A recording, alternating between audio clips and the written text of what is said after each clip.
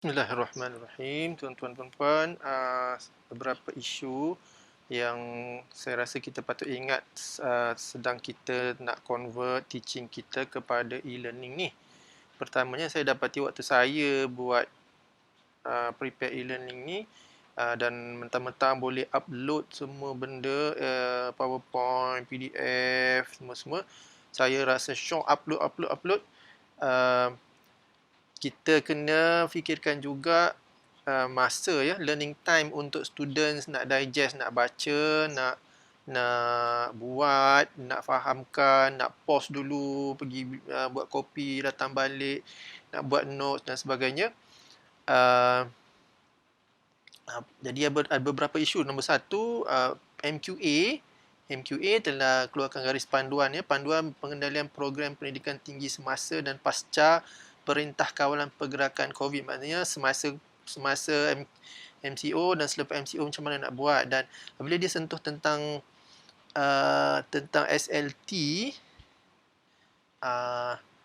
MQA kata tak perlu nak capai 100% SLT as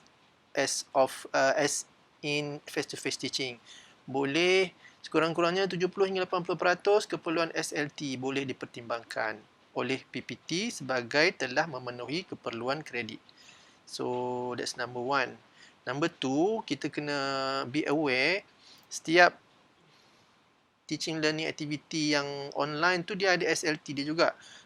Some of them sama dengan face-to-face teaching, some of them kita kena take care ya.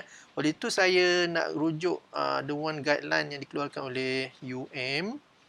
USM pun ada tapi kita akan sentuh yang USM punya sikit lagi. UM ni dia lebih umum, teaching learning dan assessment. USM keluarkan guideline untuk online assessment. Okay. Kalau ikut yang ni, dia cadangkan, dia bagi contoh okay, kita tak perlu buat balik BPK. Saya difahamkan. So don't worry, you don't have to rewrite your BPK. Cuma kalau boleh ada documentation yang menunjukkan. Rasanya documentation tu kita dah ada diberi panduan. At least for master program dah ada table dia. Undergraduate saya tak pasti. Number two, kalau ikut cadangan ni, contohnya kalau live interaction, Zoom ke apa ke, dia sama. Kalau 60 minutes face to face, 60 minutes juga synchronous. So it's the Zoom ya, sama. Dan oleh itu preparation time pun sama. Kalau sejam Zoom dengan student, mungkin kita kena bagi extra time untuk preparation time. Kalau kita bagi kemudian kalau kita upload PDF of our PowerPoint, ada 20 ataupun 30 lecture slides, dia bagi contoh sini. Setiap lecture slide yang dalam PDF tu kita kena tambah 5 minit. Sudah nak baca, sudah nak fahamkan, sudah nak, sebab dia tak ada member-member dia nak hubung kan. So guide ni dia cadangkan one slide is tambah 5 minutes student learning time, non face to face.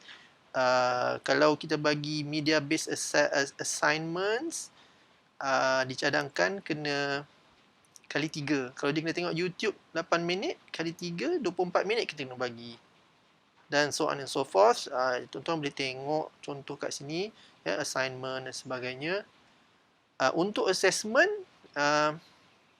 dari segi time, kita boleh set time untuk assessment tu. Saya cadangkan samalah dengan face to face. Kalau sebelum ni setiap MCQ, SBA ke multiple true false ke, kita bagi satu soalan tu 2 minit kan, kita nak calculate. Jadi samalah, kita kena timing. Kalau kita buat assessment for our students, ada 10 soalan, kita kena bagi 20 minit. So dalam timer dalam e-learning tu kita letak 20 minit kalau MCQ saja. Kalau SBQ kita ikut time lah 10 minit, kita kena tambah lagi 10 minit dan so on and so forth. Ya, ada detail dalam guideline ni. Kalau tengok jap.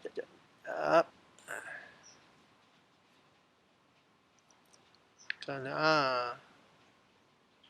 okey, dalam appendix ni, Appendix 1, dia ada bagi detail. Saya akan make this the document available.